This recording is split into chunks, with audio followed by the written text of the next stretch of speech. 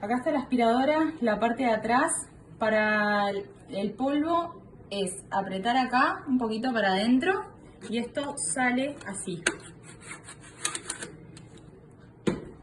Luego acá se sale también y acá adentro queda el polvo.